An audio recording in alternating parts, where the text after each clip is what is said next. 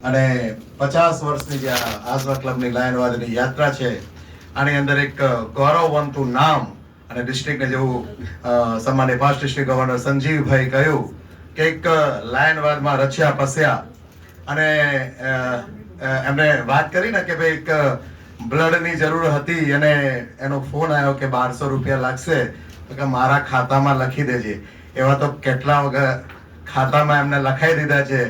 જ્યારે ડિરેક્ટરીની વાત હોય કે કેબિનેટની વાત હોય કે એડવર્ટાઇઝમેન્ટ કોઈનું હોય કે ગરબાની વાત હોય કે ડિસ્ટ્રિક્ટ ન્યૂઝની વાત હોય મારા ખાતામાં લખી દેજે, મારા નામે લખી દેજે. એવું એક હક સાથેની જેમની પ્રવૃત્તિ છે એવા past vice multiple council chairman Shashikantbhai, સન્માનીય પાસ્ટ ડિસ્ટ્રિક્ટ ગવર્નર સંજીવભાઈ, અહીંયા ઉપસ્થિત બધા જ મિત્રો, અને બીજા પાર્ટમાં જ્યારે મને બોલવાનો અવસર પ્રાપ્ત થયો છે તો હું ચોક્કસ शशिकांत માટે એટલું કહીશ कि अपनी शख्सियत की क्या मिसाल दूं यारों, अपनी शख्सियत की क्या मिसाल दूं यारों, न जाने कितने मशहूर हो गए हमें बदनाम करते करते. तो એવું વ્યક્તિત્વ શશિકાંતભાઈ નું. શશિકાંતભાઈ પેલી બ્લડ બેંક ની વાત કરતા હતા હમણાં વાતમાં કે પેલી નરહરી બ્લડ બેંક હતી આપણી પણ કહેવાતી નથી. શશિકાંતભાઈ જે હતી આપણી ને જે હતી તમારી એ બધી તમારી જ કહેવાય. જેટલા પણ અહીંયા તમારા છે બધા તમારા જ કહેવાય. એ બ્લડ બેંક હોય કે બધા મિત્રો હોય. મારી ડિસ્ટ્રિક્ટ ગવર્નરની યાત્રાની વાત કરી છે. સંજીવભાઈ પણ છે અને શશિકાંતભાઈ પણ છે. હું લીડરશિપની યાત્રામાં હતો અને અમે 3 કેન્ડિડેટ હતા અને મને જયેશભાઈ, શશિકાંતભાઈ, સંજીવભાઈ બધા જ 5 ડિસ્ટ્રિક્ટ ગવર્નર કહ્યું કે આ વર્ષે 1 વર્ષની બ્રેક લઈ લો. અને એ વખતે મેં 1 વર્ષની બ્રેક લીધી, પણ બધું પછી સંજોગ એવા બદલાયા અને આખું વિષય પાસ્ટ ડિસ્ટ્રિક્ટ ગવર્નરની એમાં જતું રહ્યું. અને એની અંદર એવું થયું કે ઇન્ટરનેશનલ એવું આવ્યું કે હવે જ્યારે કોઈ પણ કેન્ડિડેટને એફર્મેટિવ વોટ નથી મળ્યા ત્યારે હવે પાસ્ટ ડિસ્ટ્રિક્ટ ગવર્નરની એસેમ્બલીની અંદર કેન્ડિડેટનું સિલેક્શન થશે. અને એ જ્યારે વિષય આવ્યો તો પાસ્ટ ડિસ્ટ્રિક્ટ ગવર્નર તરફથી હું કેન્ડિડેટ તરીકે એની અંદર આવ્યો અને સામે એક કેન્ડિડેટ બીજા પણ હતા. અને એ વિષયની અંદર એ બધા વિષયમાં નથી જતો, પણ એક વાત કહું છું કે એ કેવી રીતે એક કોન્ફિડન્સ હોય છે શશિકાંતભાઈનો, કેવી રીતે એ હક રાખે છે અને કેવી રીતે સામેવાળો એમની વાત પર એગ્રી થાય છે. ફક્ત 1 દિવસ બાકી હતો. વેવ્સની અંદર પાસ્ટ ડિસ્ટ્રિક્ટ ગવર્નરની મીટિંગ બોલાવવામાં આવી હતી. સાંજે 6 વાગ્યાની મીટિંગ હતી અને ફક્ત 1 દિવસ પહેલા એ સવારમાં એમનો 9 વાગે ફોન આવ્યો. 22 વોટ હતા અને એમનો સવારમાં 9 વાગે ફોન આવ્યો કે દીપક અત્યારે 50-50 લાગે છે, આપણે બોર્ડર પર છે, આમ બી થઈ શકે ને આમ બી થઈ શકે.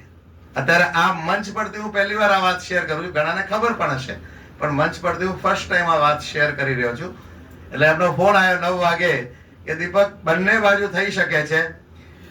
આપણા 2 પાસ્ટ ડિસ્ટ્રિક્ટ ગવર્નર, એ વખતે 4 પાસ્ટ ડિસ્ટ્રિક્ટ ગવર્નર અબ્રોડ હતા. એમાં એક હસમુખભાઈ એ લંડન હતા, સુનિલભાઈ એ ઓસ્ટ્રેલિયા હતા, past multiple council chairman Jayantibhai એ પણ બહાર હતા પણ એક ક્રુઝમાં હતા, અને કૃષાંગભાઈ યુએસએ હતા, અને અરુણા દીદી દિલ્હી હતા. 5 ડિસ્ટ્રિક્ટ ગવર્નર બહાર હતા. અને અમે અહીંયાથી મેલ કર્યો હતો કે ઓફલાઈન અને ઓનલાઈન બંને મીટિંગની પરમિશન આપવામાં આવે. ઓફલાઈન અને ઓનલાઈન, કેમ કે પીડીસી બહાર હતા, એનો રિપ્લાય જ ના આવે અમને. એટલે અમે વિચારમાં રહીએ કે શું થાય.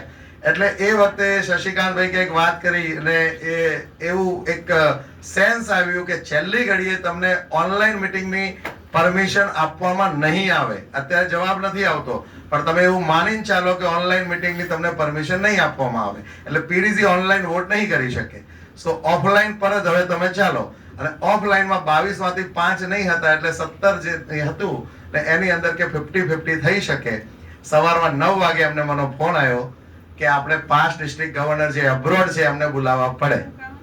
એટલે એમાંથી એક ઓસ્ટ્રેલિયાથી સુનિલભાઈને બોલાવીએ અને લંડન થી હસમુખભાઈને બોલાવીએ 24 કલાક પહેલા, 36 કલાક પહેલાની વાત.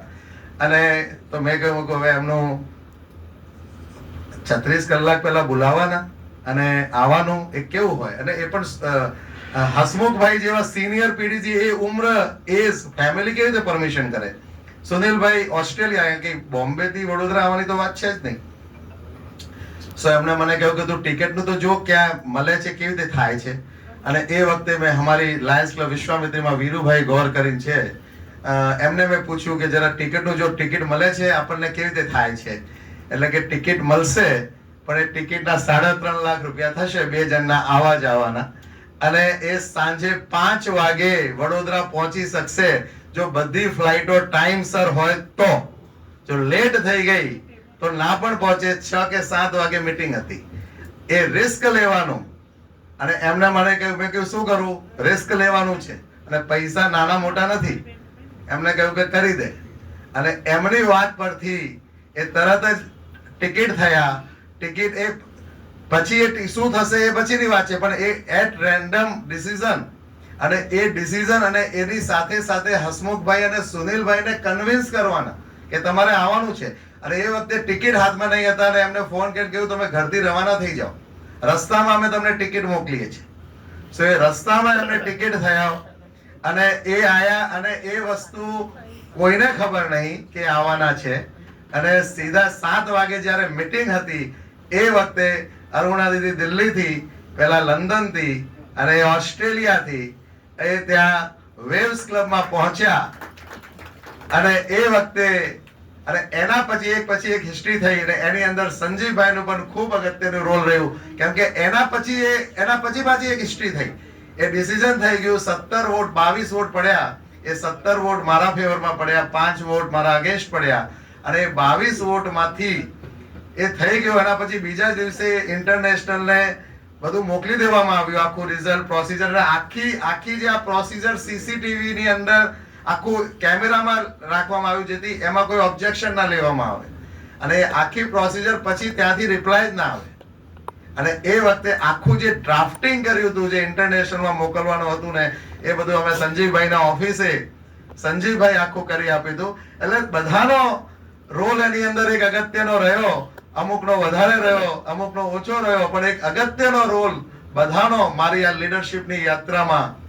હું ફરીથી મારા જયેશભાઈને પણ યાદ કરીશ એ પ્રસંગે કે એ તો મારા હોમ પીડીજી છે, એમનો તો રોલ રહ્યો, પણ ઘણા બધાનો રોલ રહ્યો. પણ એક શશિકાંતભાઈની વાત કરી કે ત્યાંથી 2 પીડીજી આવવાના અને એ ટિકિટ માટેનું ડિસિઝન લેવાનું. અને એની અંદર બી કે કદાચ લેટ થઈ જાય તો એક સેલ્ફ કોન્ફિડન્સ, કે સેલ્ફ કોન્ફિડન્સ સાથે એ દરેકને એક કોન્ફિડન્સ આપે છે. તો એ શશિકાંતભાઈનું આર્ટ છે, શશિકાંતભાઈની કલા છે. હું ફરીથી શશિકાંતભાઈને આજની આ મેરેજ એનિવર્સરી પ્રસંગે 50 વર્ષની આ ક્લબની જે લીગેસી છે એના પ્રસંગે ખૂબ ખૂબ અભિનંદન પાઠવું છું. ખાસ જે આનંદી મિત્ર આવ્યા છે, સન્માનીય મેહુલભાઈ, હર્ષદભાઈ, હરેશભાઈ અને રઘુભાઈ, એમને પણ ખૂબ ખૂબ અભિનંદન પાઠવું છું. હું એક નાની વાર્તા કહું છું, ઘણી જગ્યા કદાચ એમાંથી ઘણી જણે સાંભળી હશે કે એકવાર વાદળોએ હડતાલ કરી દીધી. એકવાર વાદળોએ હડતાલ